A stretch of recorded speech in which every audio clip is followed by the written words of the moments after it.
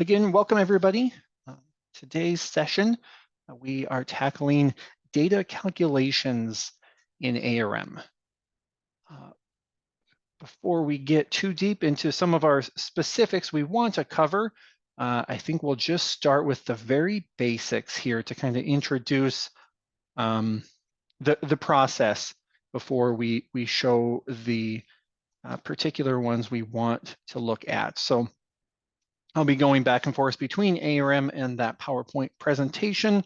I've got a trial here for us that has a variety of assessment columns, all of them geared towards the different examples that I want to show today. So super basic, I've got an assessment that I perform. I have entered my data. It is possible for us to use that data to create a new assessment column with some sort of transformed or calculated information. So the most basic way to do that, I like to click in the column that I plan to transform as a good starting point for us. And then under the Tools menu, we have the command to transform. A variety of built-in ones are available to us. I'm just going to grab the Abbott calculation. We'll spend more time diving into that one specifically, but just for ease of choice here, I'll choose the type of calculation I want. Then at the bottom, it's simply point ARM into which column, which data should I use as the source for this Abbott's calculation in this case, and then where should we store that data. So I'm going to take column 30 here that has my data entered, and then I'm going to place the Abbott's calculation values in this new empty column number 31. And I can choose how many decimals of accuracy I want if I want to specify that. And when I click OK, we get a brand new column where we've copied pretty much everything from the header of our source column across. In this case, we have the built-in knowledge of the Abbott. So it changes our rating unit, but otherwise, pretty much everything's the same except the ARM action codes field. And we'll spend a lot of time with this field because this is the way that we communicate and put in what calculation should happen. So if I bring open my list here, we can see this TAB action code tells ARM to calculate the Abbott percent of untreated on column number 30.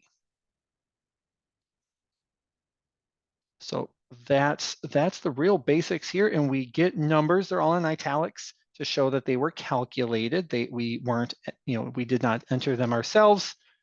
Certainly, if these source numbers change, hopefully you aren't changing them too often, unless you notice a mistake, then the calculations can change. That was a terrible example because I changed the untreated check, which is always 0. But if I change those values, that calculation will just occur again in the background to make sure that it is up to date based on the source column.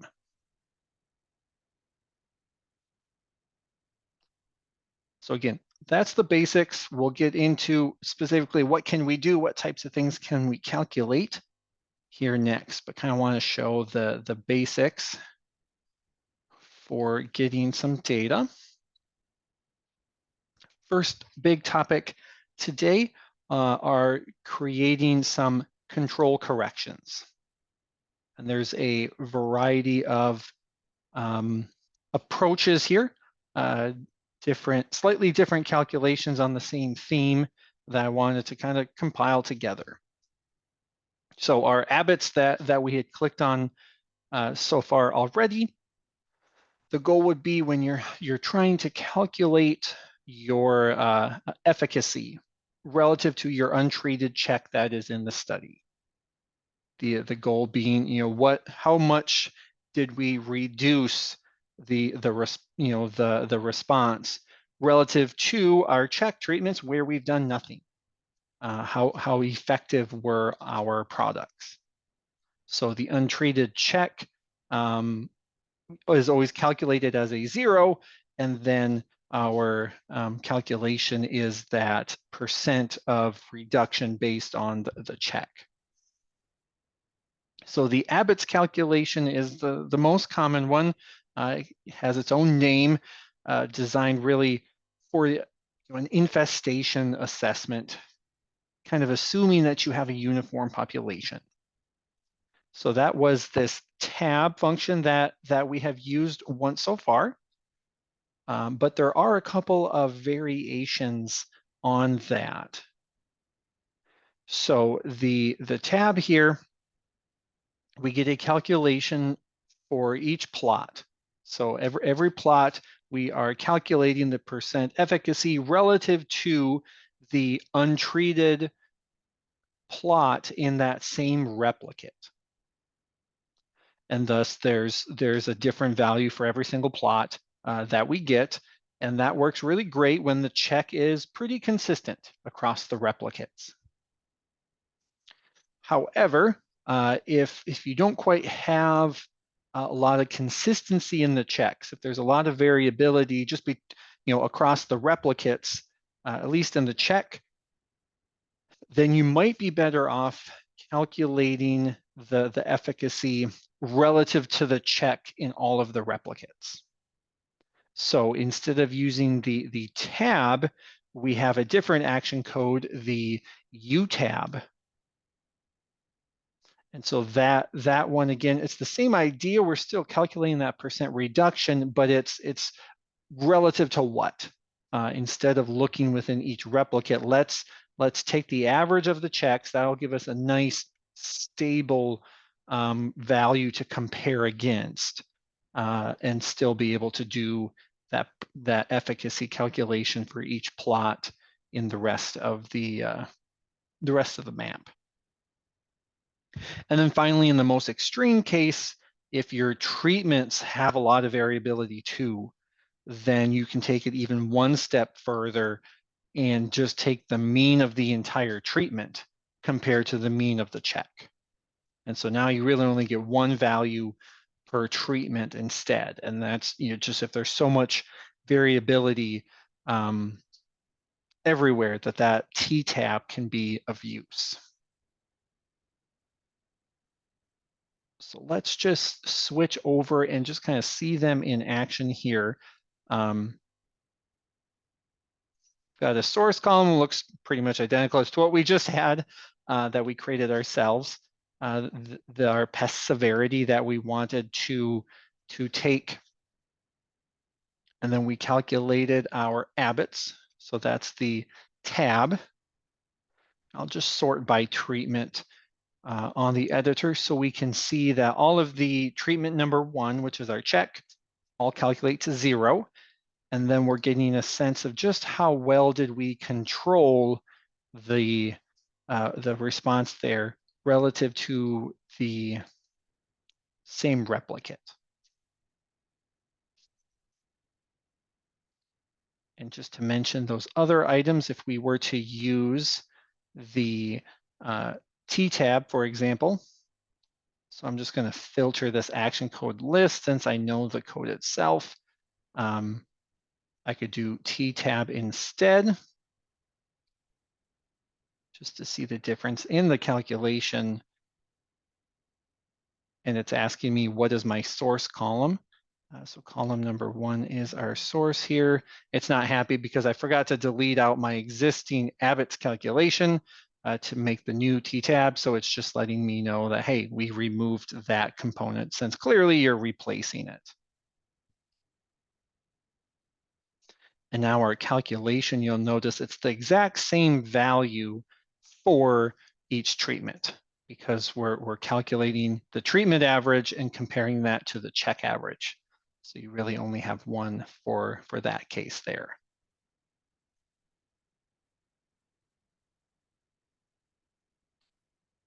One more item, that T-tab, kind of handy. that can be pretty useful to just get the overall snapshot of efficacy, but maybe it's a little overkill to have it as a separate column. Because one of the problems with only having one value for each treatment is there's no variability, so there's no analysis option. You can't run an ANOVA on just one value per treatment. So there is an action code, APC, short for your automatic percent control. And so it's just going to take that T-tab calculation and put it right on our AOV report, really just in the report stream instead of having its own column taking up space. So just real quick, if I preview on my screen here our AOV report, I'll zoom in. With that APC, we have our typical means from the raw data we collected and the statistics, and the bonus we're gaining here is just these percentages underneath the treatment mean. So it can be just a nice reference point, a nice presentation of that information to see your efficacy without, clogging up the editor with additional columns. It fits real nicely just in the one.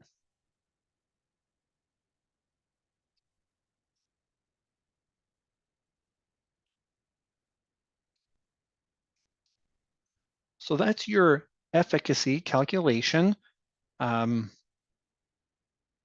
Couple of other variations for calculating efficacy. There is a Henderson-Tilton calculation, mostly for if you're expecting your infestation on a non-uniform population, then you go out early before your application and take an assessment. And then after that treatment has been applied, you go out a second time. And so then the efficacy can be adjusted compared to what we had beforehand. So there's two columns that you would specify, the before and the after, that goes into that Henderson-Tilton. And then there's a Schneider or Reli calculation. That's the action code TSO, and that is a mortality rating. So if you're trying to do any of those calculations, they were on that tools transform dialog. So the most basic way is just simply to do the transform, and they are right here on the screen to utilize. Or if you like to memorize action codes, certainly you could just type them in. So TSO, and then on column number 1 will give you that calculation.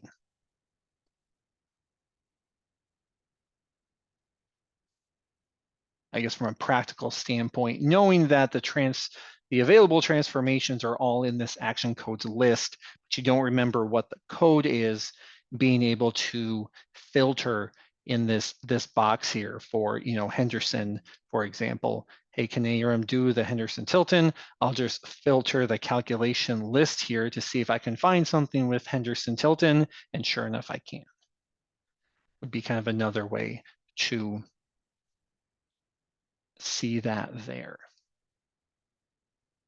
And just to show the Henderson-Tilton, if I do select it here from this list, because there are the pre and the post, then it's going to ask me for 2 different assessment columns. I don't really have data that makes sense. I've only got the one, but we'll just fake it and assume that the numbers make any sense at all. So that would be the pre, and then this would be the post is the second data column. We'll just pretend, we'll just take column 3 since that is actually raw data. And again, it's yelling at me because I did have the TSO in this column instead of just putting it in an empty one. There's my THT.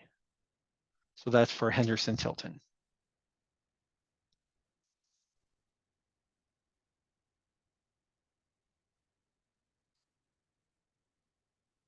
All right. On the flip side of the control corrections, if your data is a positive effect, something like your yield or emergence, and you want to still calculate relative to your check, we can do kind of the inverse, if you will. The check is 100, and then let's calculate the percent relative to that of how much better did we do, hopefully it's better, compared to the check. So this one, we have the same idea, depending on what we want to calculate relative to the check. We have a couple of variations. So the first one that kind of matches up with the regular ABITs we had from last time, where we're going to compare within our own replicate the percent performance, I guess we could say. We have the transformation at UPOC, percent of check, I guess is probably what our abbreviation stands for. So that's going to do same thing. Our check is going to become 100 and we get that percent performance. If we cannot assume that the check is consistent and our treatments aren't as consistent as we'd like, we could always deprecate, if you will, down to taking the mean, or treatment means, comparing them to the check means. So we don't have the middle option just because that hasn't been requested per se.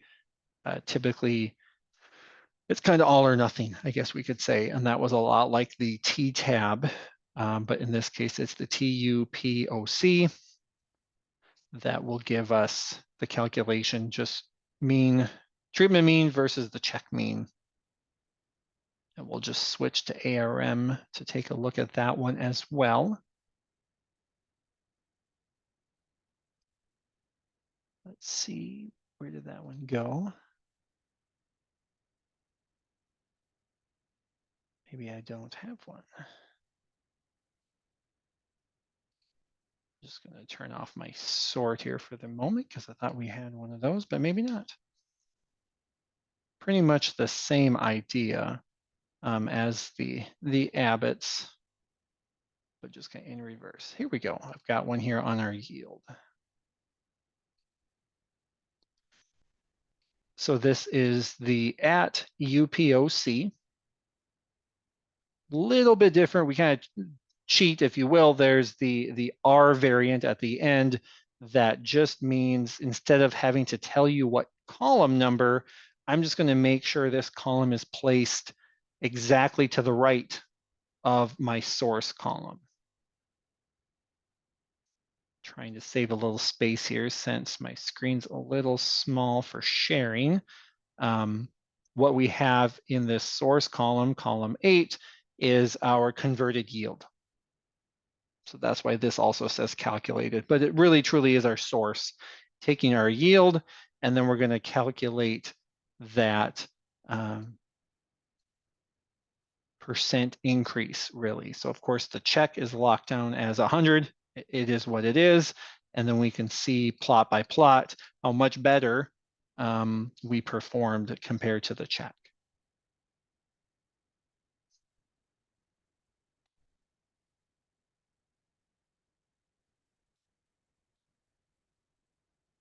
And you do need the at symbol. I don't know why some of the codes don't need it. Some of them do. Is what it is. And the same idea with that APC before, where if you really like this calculation, but it really doesn't need its own column, it's just nice for a report. Same thing, there's an APOC, percent of check, that you can use as well. Any questions on the control corrections?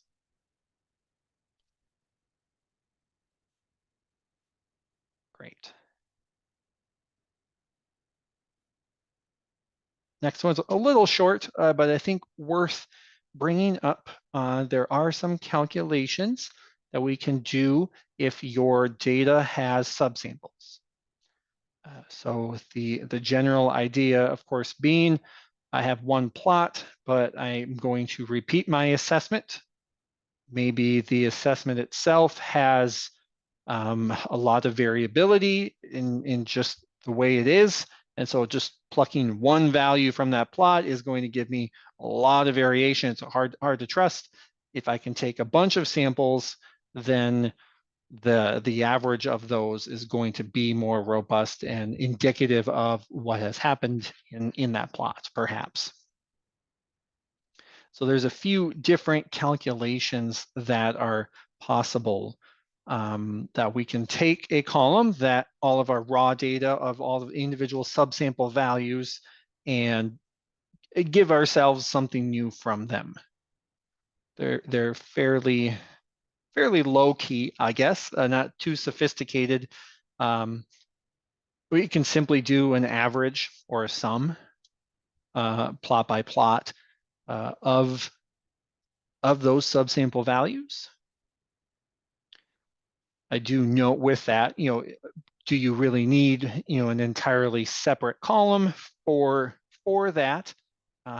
Especially considering our analysis will take the average by default when you're doing the plot averages, when you're doing the analysis. And there is, for the sum, there's an action code to tell ARM to sum your subsamples instead of just using the average in the analysis. So not super exciting, but we can also calculate an incidence. So that would be the percentage of however many samples you took, how many of those subsample values are positive, are, give a sense that there was the presence of whatever you were rating. Depending on the assessment itself, you might have 0 as there is nothing here. But you could also have 1 if you're using like a rating scale. 1 is the lowest value, and then it goes up when there is the presence of your best. So sometimes 1 ends up actually being there is nothing here. So there's 2 different codes just depending on what is your true 0, nothing is here value. So that's TIO or TII, depending on which one. And then you can also count up. So just again, with plot by plot, how many of my subsample values fall within a certain range. And you can customize, the lower and upper bound for that. A lot of times that ends up being like a component to maybe a calculation you would actually want to run. So again, not super exciting, but let's just show one of them here. So my subsamples, I've got, I'm looking at 5 different leaves in my plot, and I've got the calculation for incidence. So of those 5, what percent of them had the presence of our pest? And the first one, 3 out of the 5 did not. So we end up with a 40% incidence. If I have the desire to categorize, so anything 50 and above is extreme or not marketable, or whatever category I might have, that TIN can be helpful to do that. So here I'm counting up anything, how many of my samples are between 50 and 100. And I have to go all the way down to plot 104 to find one that even has one.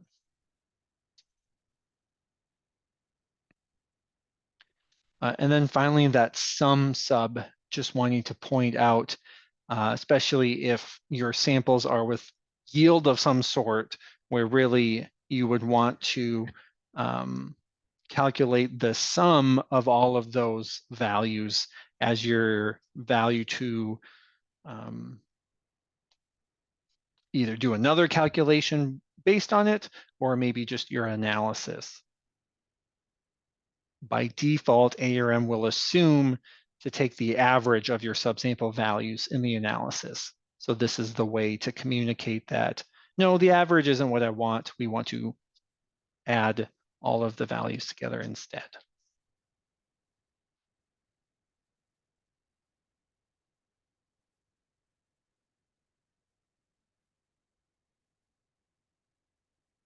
Okay, any questions on the subsamples? Kind of a smaller topic here.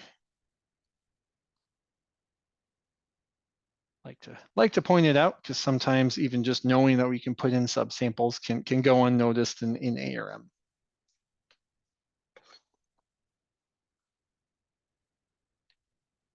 Okay, our next topic would be rating scales. Kind of got two different types. So we'll start with the EPPO rating scales first. So EPPO has kind of a set of standard scales that really end up being on a particular combination of a pest and a crop. And all of these scales that they have defined start with 1 being no incidents, and then they work their way up. And then again, depending on the pest itself and the crop, some of them have 4 different levels. Some of them have 5. I think it might go all the way up to 10, maybe even 12. I think ARM has calculations all the way up to maybe 12, for sure 10 different levels. I've got a couple on the screen here as just examples to show what I mean. Based on that specific combination, they have these guidelines for what are realistic tiers, I guess you could think of them as far as the response of that pest. And the goal in general, number 1, being a little easier to take the rating as far as you've got this range to try to target.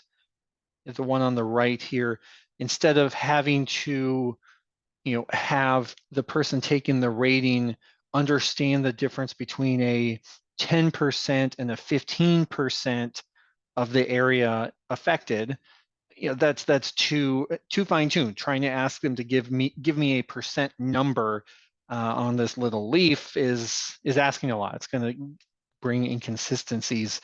So let's make it easier and give these categories instead. Much easier to get a sense of what's a 2 and what's a 4. By looking, you can move faster and be more consistent in the ratings. So that's the general setup of what we're trying to capture and record in ARM. And the way all the calculations in ARM are set up for these EPPO rating scales is to enter the data in ARM as separate columns for each class or category. So instead of putting in all 10 subsample values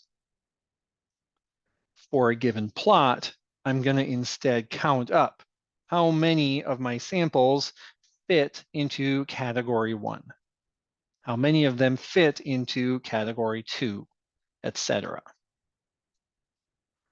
So in this case, we've got 10 samples. There's 10 leaves we were going to look at in each plot, and 2 of them had no response and were category 1. 2 of them were in category 2. 5 of them were in 3, etc.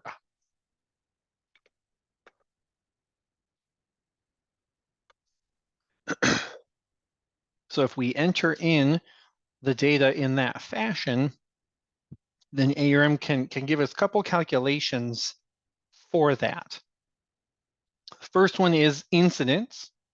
So similar to what we did before with the subsamples, we can calculate the percent of the number of samples in each plot that had the presence of the pest. Just the presence, whether it was a 2 or a 7, it doesn't matter how extreme, just if there was anything other than our level 1, we'll count up everything that's not in level 1 and then divide by the total to give us a % incidence. So that is the at DIP. And then depending on what your scale is, this one's 1 to 4 because we have a 1 to 4 rating scale. If it was a 1 to 7, it would just be at DIP 17, and then your source column number. We can also calculate a severity or the index. Really, the goal would be to account for the intensity of the pest as well. So we really should give more weight to a 4, which is really extreme, compared to just a 2, where there's just a little presence of the pest. So the calculation now gives kind of a weighted mean, if you will, of those values there to get a sense of how bad was it, not just how widespread is, real roughly, incidence is how widespread was the infestation, how bad was it, how severe was it, gives in the index or severity. And that's the EC 1 to 4. So just to see that, we've got pretty good screenshots here, but just to see it in ARM,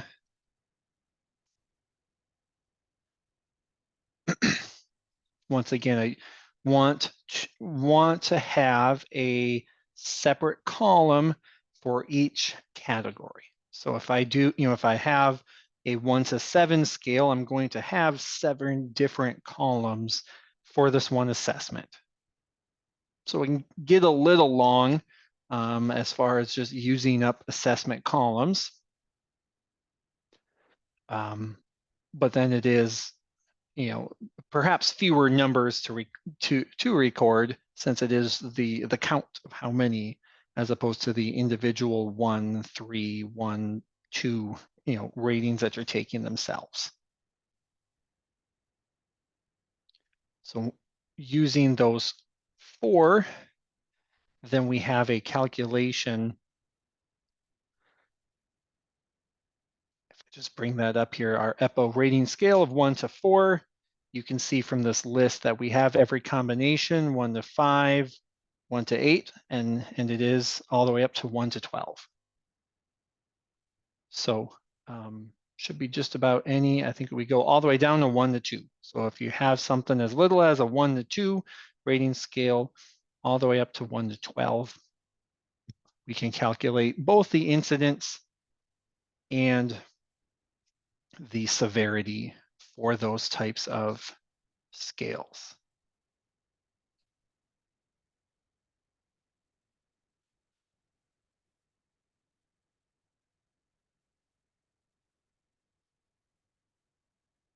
All right.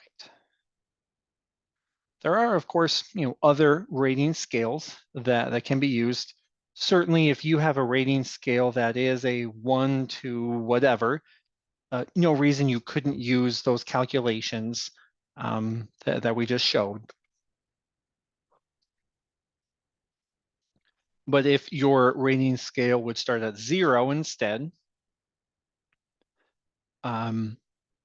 then really what we have for calculations would be if you simply enter in one assessment column all of your rating values, just simply as subsamples.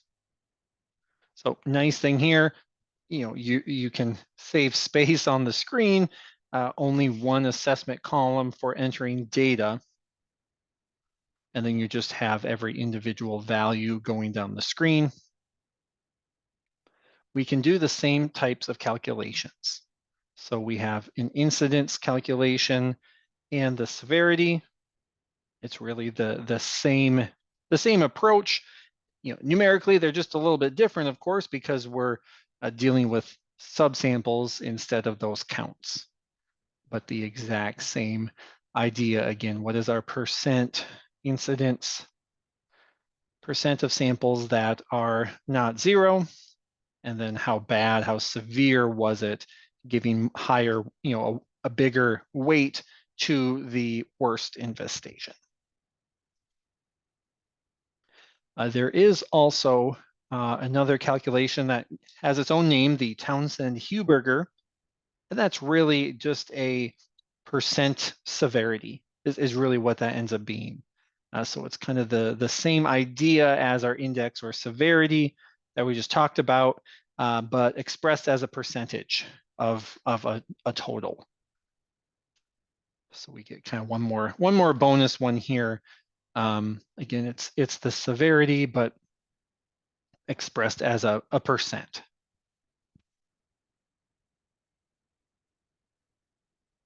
Again, just so we can see maybe a bigger version of that. Same thing here. So I've got my source column entering in all of the subsample values themselves. So each rating as we go, we jot down that value. And now we can calculate incidence 0 to 4 or 0 to 5, and whichever combinations you might desire. Severity, and then there's that Townsend-Huberger, which again is just taking that very same idea of severity, but this is 1.5 essentially out of 4. So let's convert that to a percent.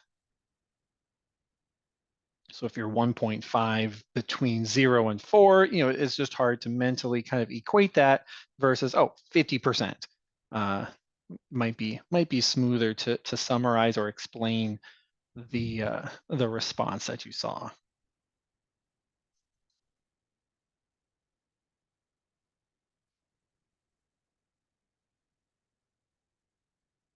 Any questions with the rating scales? Kind of a little odd one. There's so many codes in that list. I always struggled. So some of these slides are just as much for me in supporting some questions as it is for everyone else, just to get some clarity to all of the different options and combinations in that realm. Okay, last but not least is user formulas. So we kind of went through all these, pretty industry-specific calculations that are built in and we can use, but by no means is there a limit to the types of calculations you might actually want to perform. And so on that transformation dialog that we were on earlier, instead of selecting a built-in one, we have just a very open-ended box for us to make our own formula. So it's really just like Excel in the fact that we can just type in an equation to use information in one or more assessment columns and do some mathematical equation with them to give us a result that we can use and summarize and present later on. So some kind of real basic rules to follow to create these formulas. If you want to refer to an assessment column in order to use the data in that column in your new assessment that you're creating, you would just put the square brackets around the column number itself. So this example here is simply summing, adding up two different assessments. The assessment value in column 1, add that to the assessment value in column 2 to put into column 3 or wherever we're going to store that calculation in. There are, of course, functions that we can utilize. Some of the ones we've seen previous today would work in this box as well.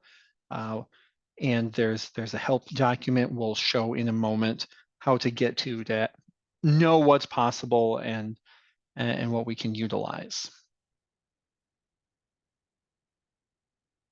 And actually, I think these other two we'll kind of find as we are on that screen. So let's switch over to our user formula. So again, just clicking in your source column that you want to utilize, and we can transform again. And now we'll select the user formula option. And that kind of toggles the interface over to give us some tricks to remind us kind of how to use this formula box. So again, I can just type in a bracket and say, hey, I want to use column 18, the data from column 18. Maybe all I want to do is, double it. Probably not a lot of value to that, but just to show the real basics, once you have your formula defined, we just need to select a column to store it in. I think I'm just going to put it in column 19 here. ARM will probably yell at us since there is data present, but that'll be okay. And sure enough, it says, wait a minute, you really want to put this information in a column that has information. And I know I'm just repeating the transformation I did already.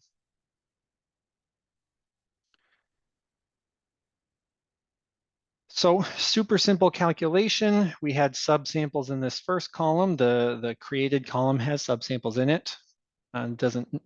Doesn't matter whether you have subsamples or just one value. It'll calculate based on whatever you told it to do. And you'll see in the action codes field, we have a very generic T5. That's just the way that ARM will make note of the user-defined transformation. So within this trial itself, there is in memory what the formula for T5 means. And just on the editor here, we just mark down T5. And then when ARM does the calculation, it will look up the equation and perform that. So a common question may be, hey, I received this trial from somebody. How do I know what they did? What is this T5? Or maybe I need to adjust it. I don't quite trust these numbers. What was it that was performed here? If you click into a calculated column and go to the Tools Transform dialog, ARM right in that user formula will show you what T5 means. Or if you want to see the full list, so T5 kind of implies there's a 4 and a 3 and a 2 and a 1 probably, I can use the drop down here. And so this shows me all the different transformations that have been created in this one trial.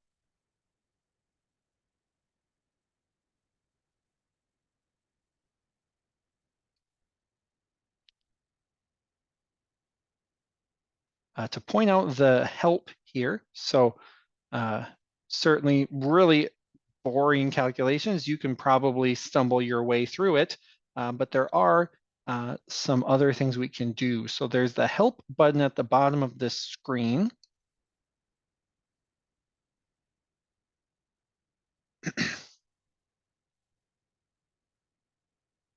And as with pretty much every screen in ARM, we just go through every option you see on the screen itself and try to explain what it might be useful for.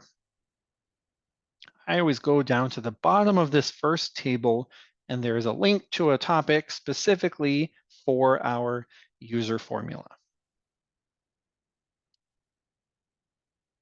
And this tells us all the different things we can do with that user formula. So there's things like relative column numbers, kind of make a mess. I'm not a big fan of those. Treatment number, though, if you do need to refer to a specific treatment,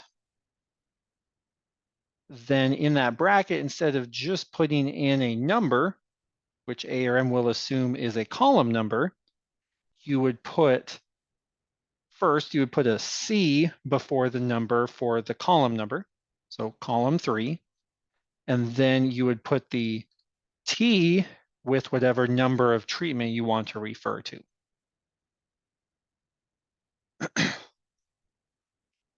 So that will refer, in this case, it refers to treatment 2 in the same replicate as whatever value that we're calculating in that moment for each plot in that source column number 3.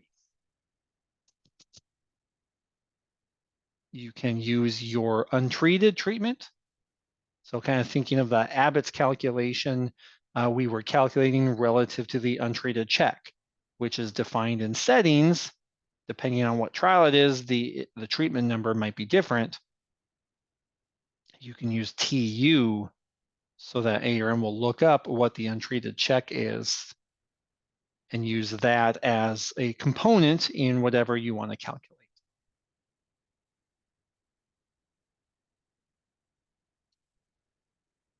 You can even go so far as to leverage a header field.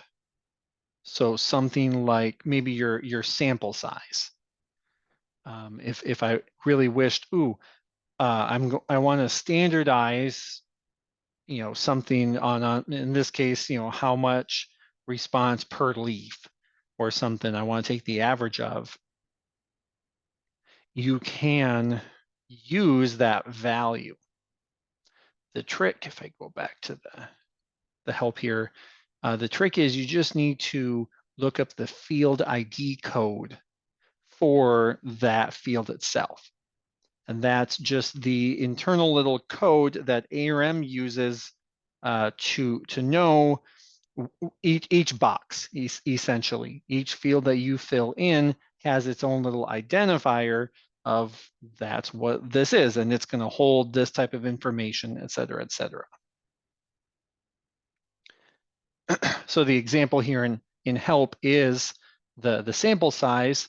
That box has a field ID code of EBS.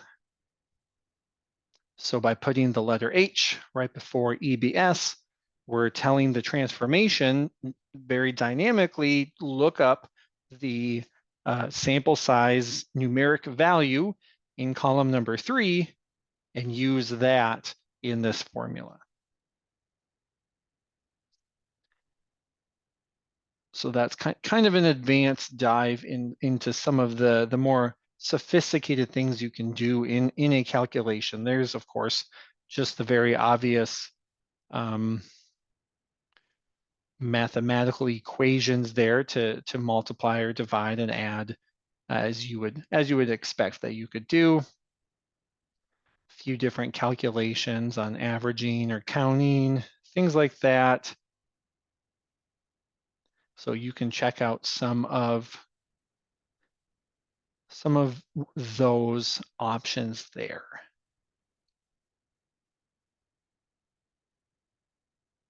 A lot there to unpack. Let's go back to ARM here quick, just to show some of those examples that we had. Really boring, column 18, double it. This T2, a little more sophisticated. I believe this would be our yield conversion because we've got a yield conversion factor, take that column 6, and then we're going to do a moisture adjustment. So I think that's a moisture, and then averaging, take the average of the replicate in C7, which would be the moisture value. and then divide by the standard, I think, standard moisture probably. And then there's functions like AUDPC. We really don't have time to tackle that one, the area under disease progress curve. But there are calculations like that that can be done. It actually has its own wizard here just under data transformations. And then this fourth one here is a sum, which is another way to add column 18 and column 19. You would just put in a range. So there's a lot you can do here. And that's really my goal is just to show that function. And a lot of times, if you're not quite sure if ARM can calculate it, but you have this idea in mind, or even better yet, you've got an Excel spreadsheet where you've done this calculation, but you're just not quite sure how to convert it into ARM speak. Definitely just send us an email and we can kind of go through and find the right functions that would make that possible.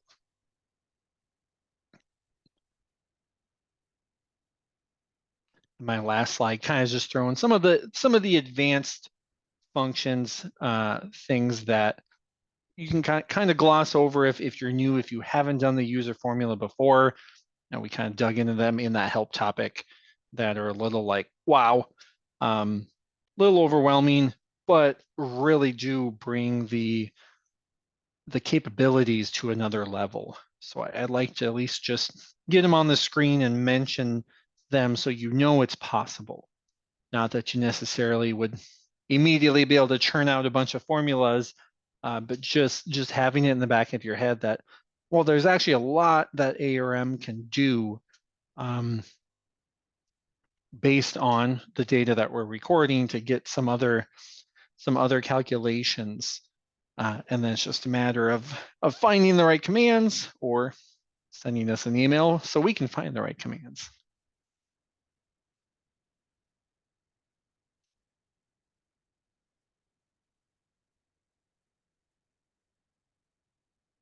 And I have this slide just at the end. I didn't think we'd necessarily have time to go through the whole process, but did want to point out that there is a yield conversion wizard.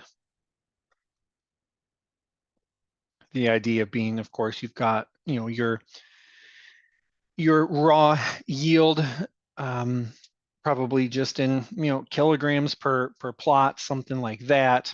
And of course, the hope is to express that in a more standard per area basis. And so this yield conversion dialog, toggle to ARM real quick just to point it out. It's under the tools menu. Instead of transform, it's right underneath that convert yield.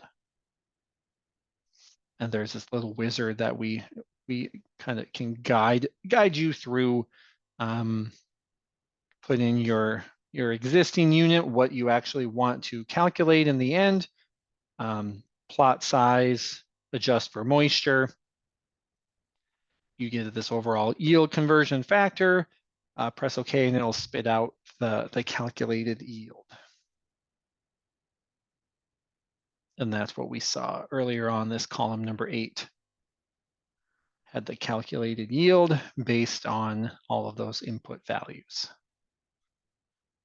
We don't quite have, since that, on that screen, it doesn't necessarily boil down to something super clean as far as trying to come back to see exactly what all was entered.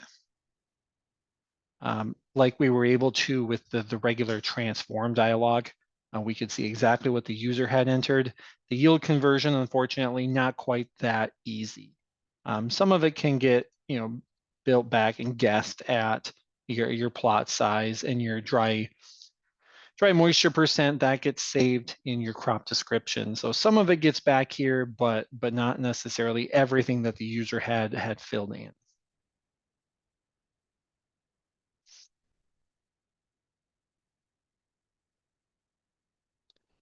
All right, well, those are all of the formulas and calculations that I had. Are there any questions? There's a question in the chat, Matt. Oh, yes. Yep, didn't even see that there. The yield conversion calculated automatically. No, you would need to go ahead and run that convert yield. And some of the reason is because of those inputs. You may have different requirements. Certainly, sometimes your harvested plot size is a little different than your full plot size. So you might need to adjust some of those parameters. Oh yeah, the yield conversion factor. Definitely, as you change the commands here, that yield conversion factor is filled in automatically. Yeah, great question. I should have shown that's not something you have to put in. Would kind of defeat the purpose of of us helping on the dialogue.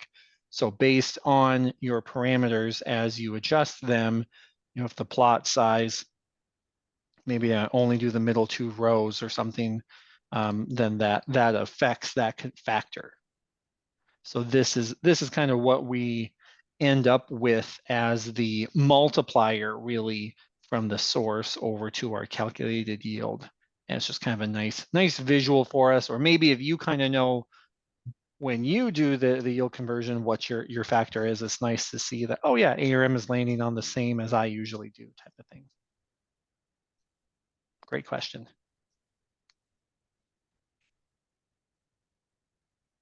Any others?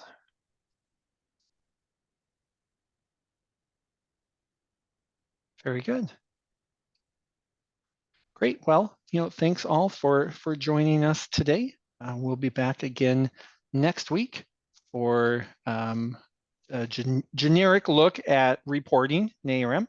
Promise I'll do my best not to talk statistics because we'll save that for the weeks after that. So we'll look at reporting then. So thanks everyone. Thanks, Matt. That was really good.